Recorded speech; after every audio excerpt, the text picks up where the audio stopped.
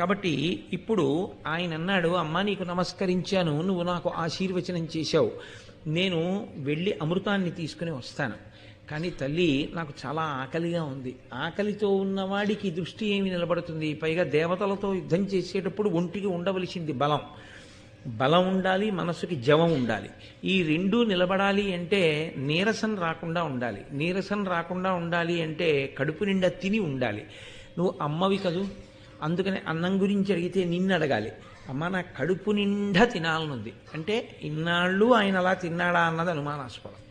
కాబట్టి నేను కడుపు నిండా తినాలనుకుంటున్నాను, నాకు ఆహారం ఎక్కడ దొరుకుతుందమ్మా అన్నాడు.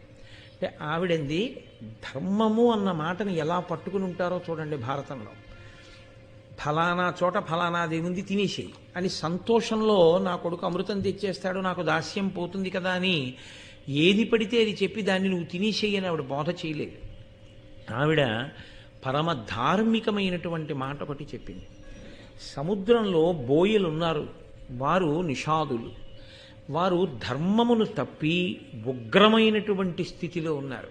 ఆ ఉగ్రమైన స్థితిలో వారు సముద్ర గర్భంలో ఉంటూ భూమి మీదకి వచ్చి భూమి మీద ధర్మాన్ని పట్టుకున్న వాళ్ళని చెనకుతున్నారు.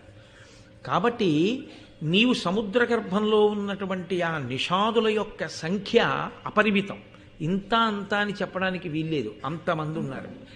ఆ సముద్రంలో ఉన్న వాళ్ళని ఒక క్షణంలో తిని అందాడు.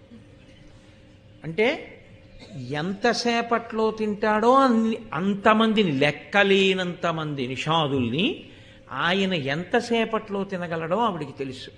కాబట్టి క్షణకాలమునందు తినేసి బయలుదేరు. కానీ ఒక్కటి జ్ఞాపకం పెట్టుకో, అందులో బ్రాహ్మణుడు ఉండవచ్చు. ఎంతమంది చెడ్డవాళ్ల మధ్యలోనైనా బ్రాహ్మణుడు ఉండవచ్చు.